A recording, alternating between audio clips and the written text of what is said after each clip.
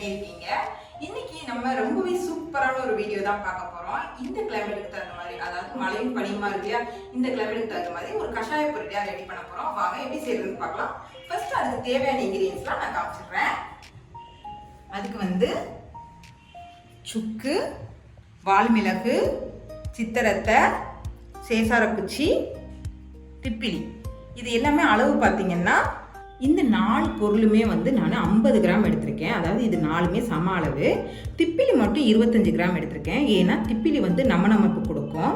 மெயினாக திப்பிலி பார்த்தீங்கன்னா நெஞ்சு சளி இருக்கு இல்லையா, அதுக்கு ரொம்ப உகந்தது. இது போட்டு நீங்கள் கஷாயம் பண்ணி குடிச்சிங்கன்னா நெஞ்சு சளியை சீக்கிரமாக இறக்கிறோம். இது மட்டும்தான் இதுக்கு தேவையான பொருள். இதை எல்லாத்தையும் எப்படி அரைக்கலான்றதை பார்க்கலாம். இந்த சுக்கு சித்திரத்தெல்லாம் பார்த்தீங்கன்னா மிக்சியில் போட்டாலும் பவுடராக அரைப்படாது. அதுக்கு முன்னாடி இதை நம்ம இடிச்சுக்கலாம். எங்கள் பாட்டி எங்களுக்கெலாம் நல்லா உரலுக்கல்லில் போட்டு உலக்கையை வச்சு இடித்து கொடுப்பாங்க. அது அந்த உரலுக்கல்லுக்கும் இடிக்கலுக்கும் அவ்வளோ மனமாக இருக்கும். பட் இப்போ நம்மகிட்ட உரலுக்கல்லாம் இல்லை, அதனால் இந்த மாதிரி பூண்டி இடிக்கிறதுல வச்சு நீங்கள் இடிச்சுக்கலாம்.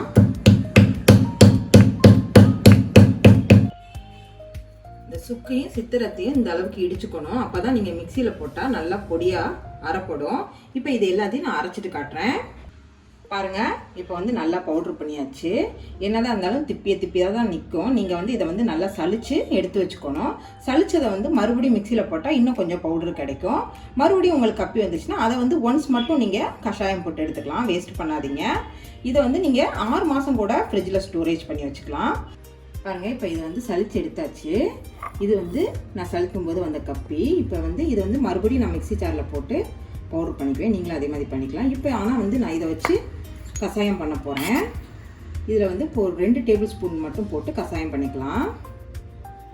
இப்போ இந்த டம்ளரில் 2 டம்ளர் அளவுக்கு தண்ணி எடுத்துக்கலாம். இதை 1.5 டம்ளர் வர்ற வரைக்கும் நம்ம வற்ற விடணும். 2 டம்ளர் அளவுக்கு தண்ணி எடுத்துட்டு அதுக்கு 1 டேபிள் ஸ்பூன் கஷாயப்பொடி சேர்த்துக்கலாம். இதை இப்போ நல்ல மலை கொதிக்க விட்டோம்னா கொஞ்சம் வத்திரும். 1.5 டம்ளர் அளவுக்கு வந்துச்சுன்னா சரியாக இருக்கும். பாருங்கள், இந்த மழைக்கும் பனிக்கும் இதமான ஒரு கஷாயம் நம்ம வீட்டிலே தயார் பண்ணியாச்சு. இந்த மருந்து பொடி நம்ம மதுரை டு மலேசியாவில் இப்போ விற்பனைக்கு அவைலபிளாக இருக்குது.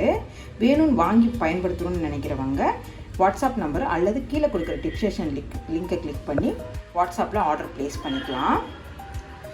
இந்த மருந்து பொடி சளி இருமலுக்கு ரொம்ப உகந்தது.